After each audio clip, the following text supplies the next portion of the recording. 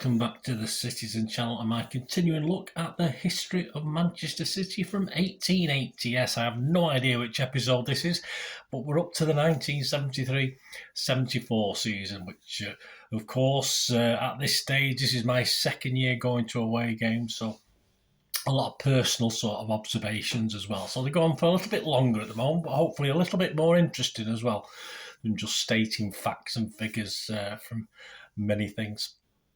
So I hope you enjoy it anyway. Welcome to this part one of 73-74 season. Please, if you are new to the channel, please push that subscribe button, push the bell notifications. It's great to have you on board. And if you're pushing buttons and you like this, give us a like, please. Give us that little thumbs up, make an old City fan very, very happy. Yeah, so we've got up to 1973-74. Yes, personal goings-ons in this one include Stanley knives and toilet rolls, a couple of the sort of major things that come to mind from 1973-74. This was my second season, as I said, of going to away games and going to, I couldn't get down to London much, apart from Wembley, of course, which would happen in 73-74, but obviously at school, so money was a little bit tight, but I got to as many as I could. We finished the 72-73 season. Please, there will be links below and lots of stuff over the years, with the Charity Shield being our only trophy. And we would actually have our chance to defend it this season. Yes, it wasn't necessarily the FA Cup winners and league winners that got into the Charity Shield. Sometimes teams were just invited. Our average crowd had been 32,351 in 1972-73, and our top scorer was Rodney Marsh, yes, with 19 goals in all competitions. Mike Summerby had picked up the previous season's Player of the Year award, and that was for the second year running. It was the start of our 50th year at Main Road. Not too much, little articles throughout the season, but not too much made of it. No fuss made in those days, the old 70s, but a nice little badge with our 50th year at Main Road.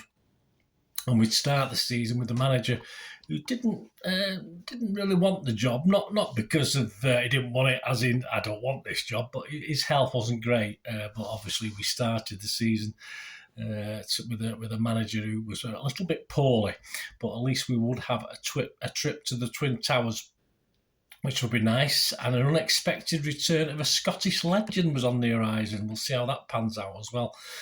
Johnny Hart was the manager we were talking about, who was a little bit of poor health, but he made the shock move of bringing an ex-City player, and by then a firm United legend, Dennis Law, across to Main Road. Tommy Docherty at Old Trafford had judged him surplus to requirements, but Hart believed he could still do a job for City. And this 72-73 season that we talked about last time, we'd slumped to 11th place in the Division 1 table after previous seasons of battling for the title. And this has been a little bit disappointing, to say the least, so we were hoping for a little bit better. Johnny Hart, in a pre-season interview, did promise a trophy. Anything less, he said, would be a grave disappointment. Well, we'll see. Lowe would have a dream second debut. More on that in a moment. We would get a chance, as we said, to defend our Charity Shield trophy won the previous season against Aston Villa.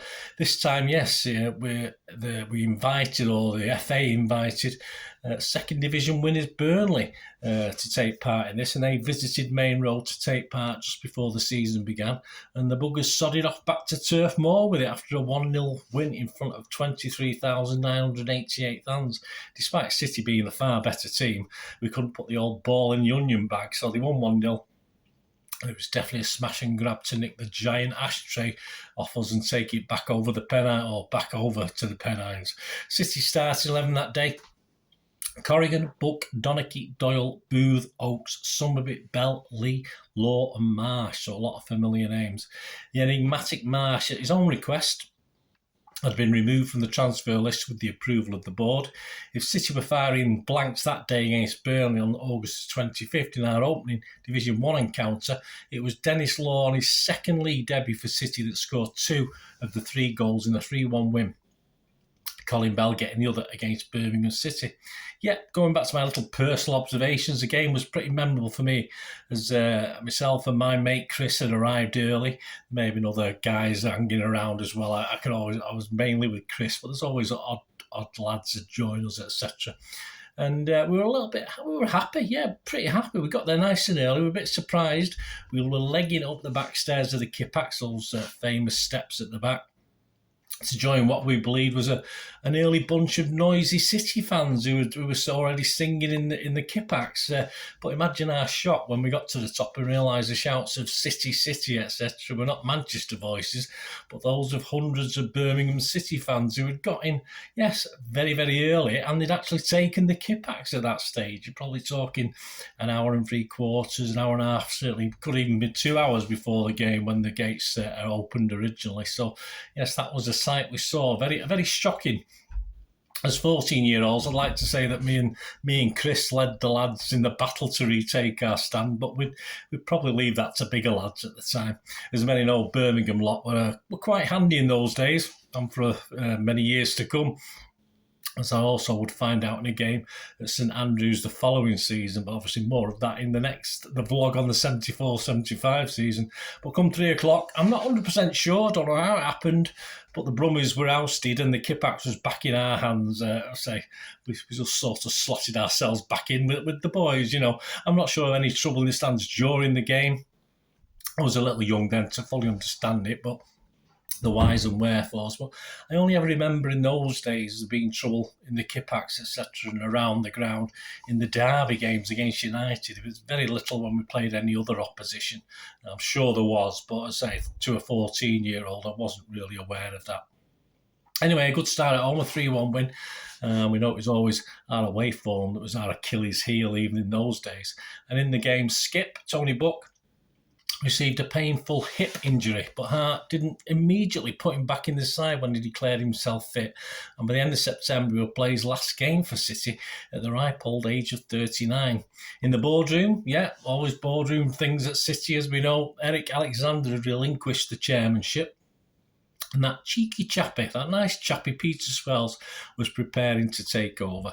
On the face of it, all was calm. He was a calming influence, but it really wasn't. And Swells' obsession with United, already evident even then, would be a big reason in problems further down the line, of course.